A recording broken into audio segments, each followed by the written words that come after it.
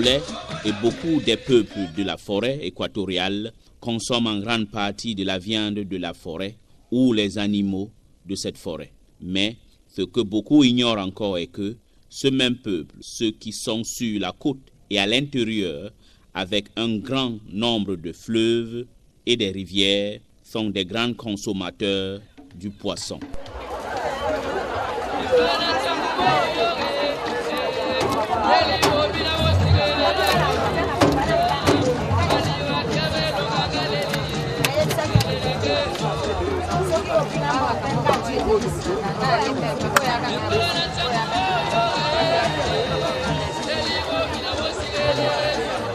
En dehors de la ville de Pointe-Noire, l'autre localité où la pêche est beaucoup pratiquée, c'est dans la région de la Cuvette, précisément à Mosaka et aussi à Liranga. Peut-être il y a d'autres localités, mais moins connues. La pêche pratiquée à Mosaka et ses environs est la pêche artisanale. La majorité des mallettes de poissons fumés vendues à Pointe-Noire et à Brazzaville viennent soit de Mosaka ou de Liranga.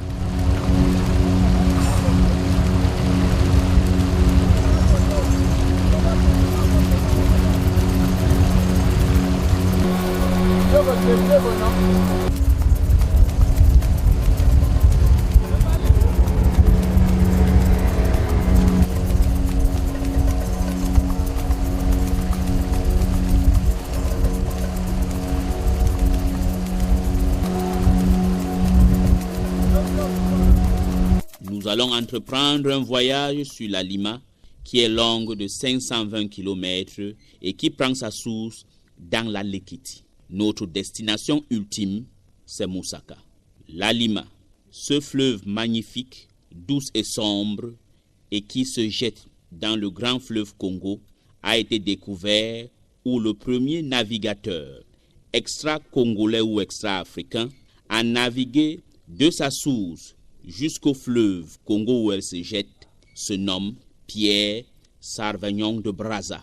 De Brazza est une figure controversée et vient d'une famille des explorateurs qui ont fait leur nom en Afrique, en particulier au Congo et au Gabon. Le moins connu des de Brazza s'appelle Jacques de Brazza, qui avait lui aussi navigué du fleuve Likona jusqu'à dans le fleuve Likwala-Mosaka. Et le fleuve Likwala-Mosaka se jette aussi dans le grand fleuve Congo.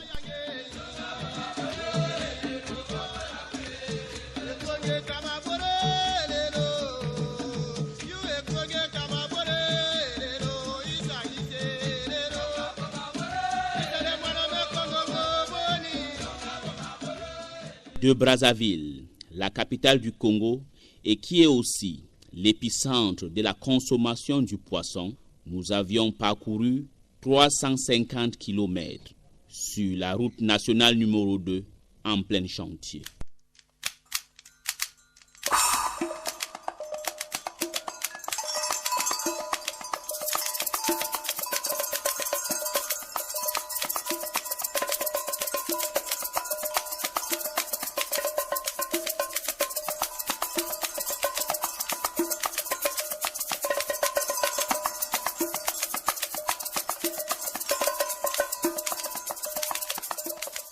Notre première étape, Oyo, capitale du district du même nom. Ce dimanche, le port secondaire de la ville d'Oyo est plein. On trouve tout, des animaux domestiques et sauvages, même ceux qui sont censés être protégés, comme ces tortues, crocodiles, singes, antilopes et d'autres, même des serpents, tués et conservés. L'intérieur du port secondaire montre une activité économique informelle importante, mais elle démontre aussi que notre faune et notre flore ne sont pas suffisamment protégés par les organismes étatiques qui sont censés le faire.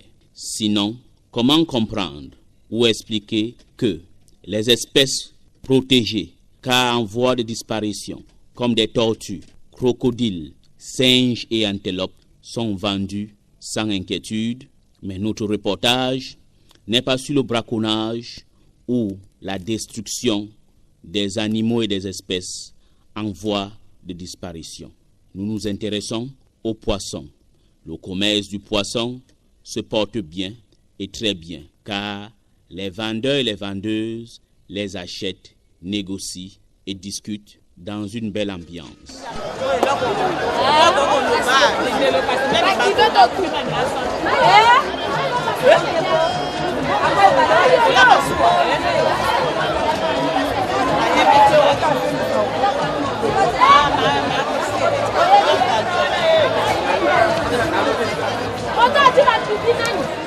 À l'extérieur, l'ambiance est la même. Des camions venant de Brazzaville chargent leurs précieux cargaisons. Des pousse-pousseurs chargés à bloc avec des bidons jaunes de 25 litres s'affairent aussi dans une atmosphère de chaos. Les uns s'accostent et déchargent leurs marchandises. Ici, les bidons de 25 litres sont précieux. Et comme dans tous les ports, en particulier celle de Oyo, aucun centimètre est laissé inoccupé. Pour aller à Mosaka, il n'y a pas de route. La seule voie est maritime. Ce port secondaire d'Oyo, qui est peuplé et plein de bruit des commerçants, est aussi la genèse de la ville d'Oyo qui s'est aujourd'hui modernisée. D'Oyo à Mosaka, il est difficile de dire avec exactitude la durée du trajet. Pour les connaisseurs, la durée dépend du moteur ou de la puissance des moteurs des pirogues empruntées. Autre information récupérée mais non vérifiée, car nos sources sur ces trajets ne sont pas toujours fiables, est que d'Oyo à Mosaka, c'est une distance de 225 km. D'autres disent 200 km. On nous a aussi dit, pour allier Oyo à Mosaka, il faut entre 3 et 6 heures. Nous avions quitté le port d'Oyo, laissant derrière nous les bruits et aussi le magnifique et imposant hôtel Alima Palace. Dans notre pirogue, dirigé par Charles Obami, un pinassier qui connaît bien le trajet et le fleuve. En 1 heure, nous avions traversé les passages attirants et verdoyants dans une pirogue sur un fleuve Alima qui serpente doucement mais sûrement une partie de la majestueuse et imposante forêt équatoriale.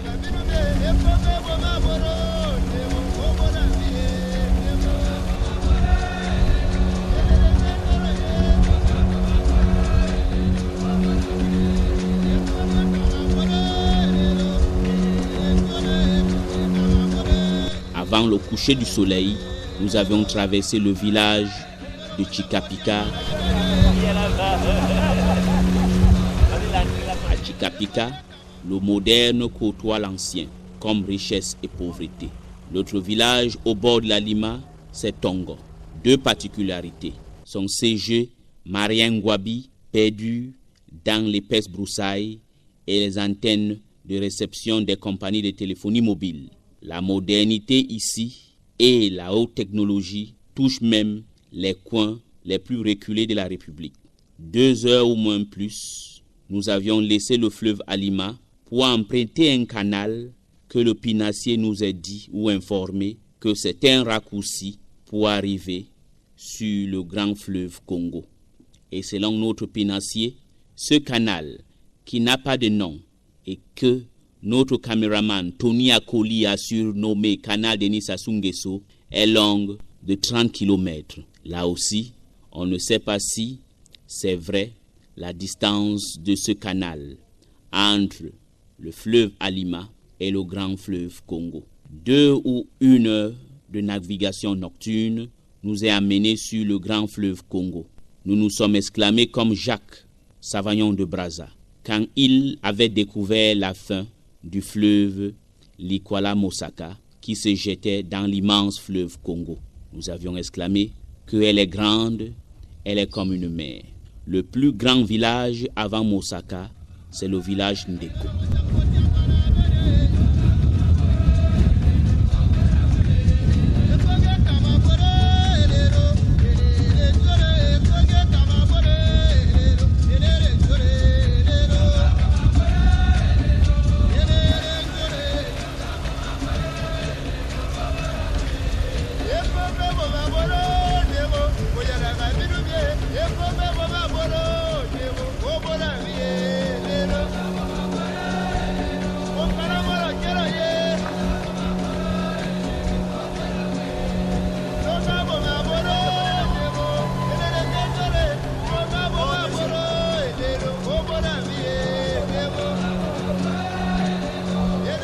D'Oyo à Mosaka, nous avions couvert ou parcouru avec notre pirogue qui avait 2 moteurs de 50 chevaux et naviguait à une vitesse de 15 à 20 km par heure. Donc en tout, nous avions fait 6 heures. Le fleuve Alima que nous avions laissé derrière nous est un fleuve chargé d'histoire. C'est aussi le symbole de la résistance des Congolais à la pénétration européenne. L'histoire du fleuve Alima démontre et démonte la théorie de ceux qui disent que Pierre Sarvagnon de Brazza était un explorateur bon. Et ceux qui le défendent ajoutent toujours qu'il était gentil avec les Africains et les Congolais. Mais sa bataille farouche avec les natifs du bord de la Lima en juin 1878, plus précisément avec les guerriers Amfuru, démontre qu'il n'y a pas de bons colonisateurs. Un colon, c'est un colon.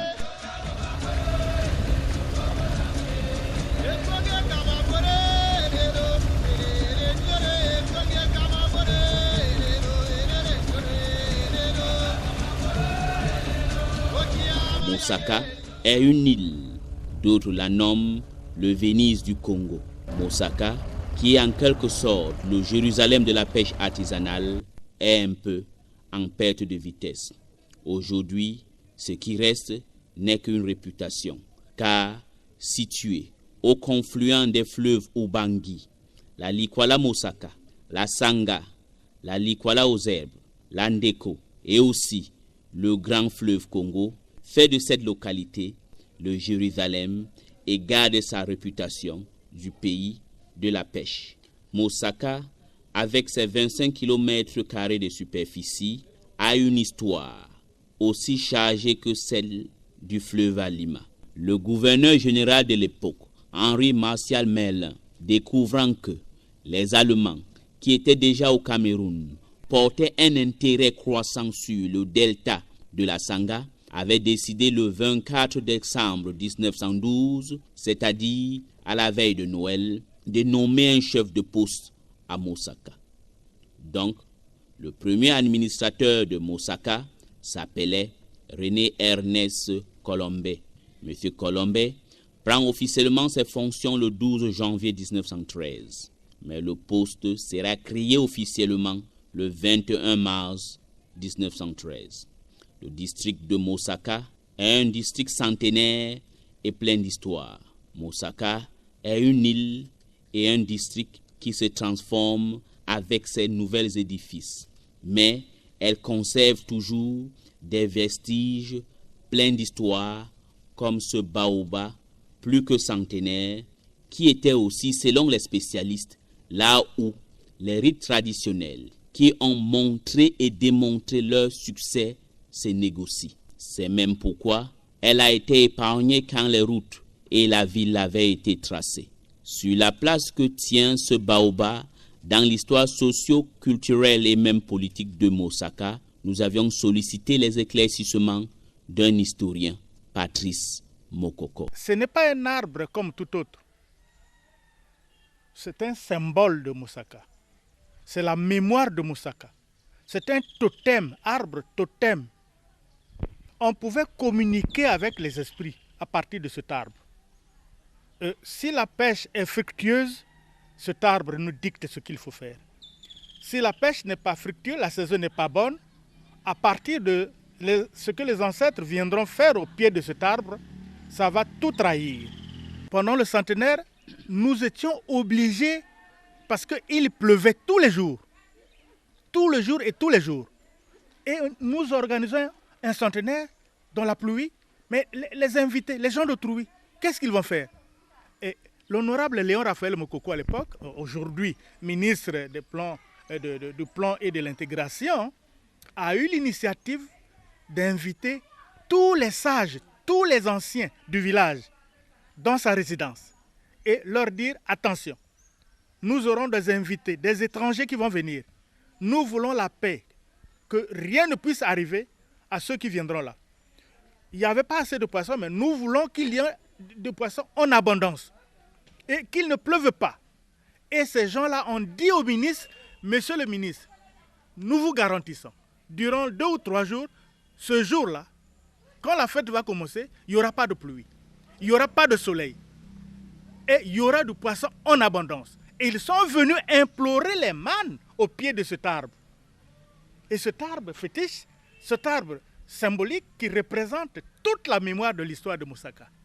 Et nous sommes en train de bâtir une stèle, un monument, genre l'obélisque, vous voyez, le rond-point de Mungali là. Ce sera à peu près à cette image-là. Et au pied de ce monument, au pied de cette stèle, nous allons écrire l'histoire de Moussaka. Monsieur Mokoko nous a donné les informations précises qui nous échappaient et aussi qui échappent à quelques natifs de Moussaka, sauf ceux qui sont des initiés de la localité. Mais pour les informations administratives, notre interlocuteur, le premier que nous avions contacté, était le sous-préfet du district de Moussaka. La population de Moussaka a comme activité principale, c'est la pêche. Donc, ils vivent que de la pêche. Vous voyez que, surtout pendant cette période de juillet jusqu'à maintenant, c'est difficile pour trouver la population sur place. Donc, ils sont dans les campements. Sur cet aspect du pétrole qui sera d'ici peu ici-là, bon, on a pris un peu de dispositions transitoires, comme je vous ai parlé des cases flottantes, qui seront, qu'on a déjà implantées un peu partout dans Moussaka, comme à Bukoso, comme ici même à Moussaka, comme à Likenze, comme à Bonga. Donc ces cases flottantes sont déjà là, on a pris un peu de dispositions. Mais ces dispositions ne sont pas encore suffisantes. Donc là, on tend un peu la main vers nos d'autres coopérants qui peuvent nous aider au moins pour cette pêche. Et puis aussi, avec l'expérience au moins de ce qui se passe en mer aussi, si on peut aussi avoir nos amis de Pointe-Noire, de l'autre là, puis on compte sur nos autorités politiques et puis politiques surtout, pour avoir un peu l'expérience des autres qui avaient déjà problème de pétrole. Le sous-préfet est le représentant de l'État, mais le maire, lui aussi, l'auxiliaire de l'administration, a une différence, donc le plus proche de la réalité des citoyens. Pour le maire de Moussaka, beaucoup a été fait, mais il reste encore bien trop de choses à réaliser dans la ville. Le maire attend la connexion de Moussaka au réseau national d'électricité et bien d'autres projets. Aujourd'hui, Moussaka se porte assez bien. Assez bien dans ce sens que il y a encore pas mal de choses à faire, mais aujourd'hui, l'essentiel a été fait. Première chose, c'est, vous constatez vous-même qu'il y a eu pas mal d'infrastructures qui ont été construites dans cette ville, notamment l'hôtel de ville, l'hôtel de la sous-préfecture, le logement du maire où nous nous retrouvons, la protection des berges pour faire que le sable qui est mis dans la ville ne retourne pas dans l'eau. Et ensuite le remblaiement. Ça a été une opération lourde pour le gouvernement. Et aujourd'hui, nous sommes fiers, mais nous attendons la deuxième phase, ce que nous appelons Moussaka 2. Et vous verrez par vous-même, c'est en aval de la zone existante, là où nous sommes, et il y a un pont qui se construit et une opération de dragage, de remblaiement qui est en train de se faire également dans la partie sud de la ville actuelle. Et c'est ça Moussaka 2, où il y aura vraiment tout ce plan d'urbanisme à mettre en place.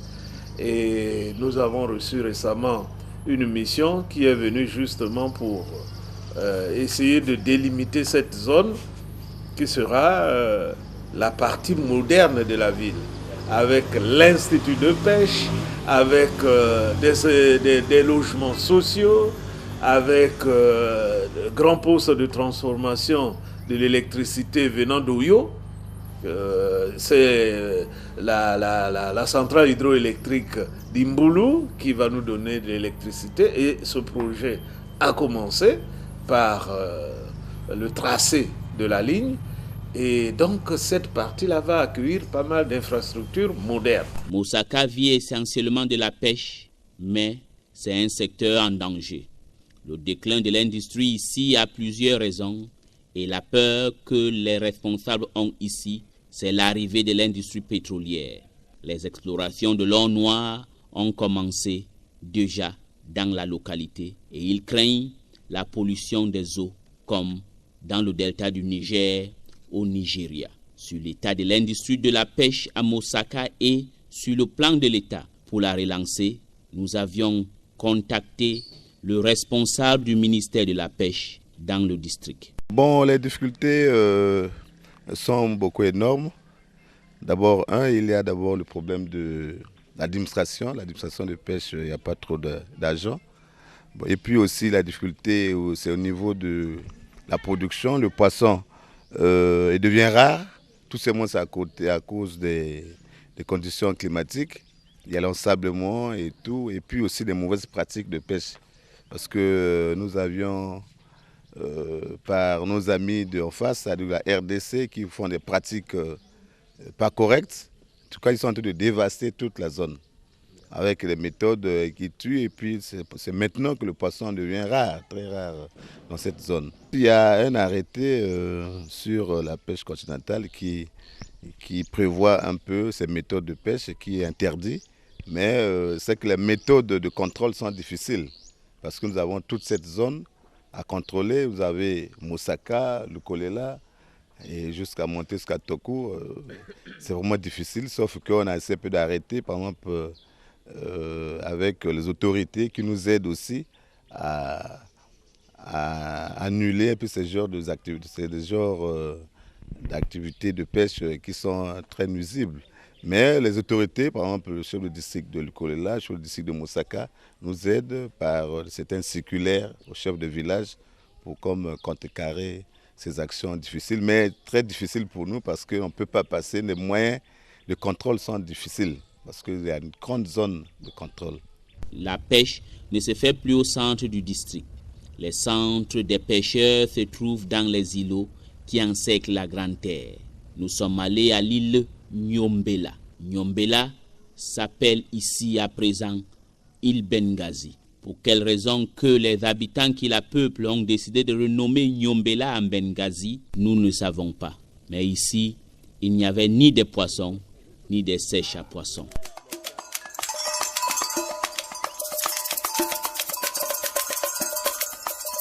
De l'île de Benghazi, nous nous sommes dirigés vers une autre île.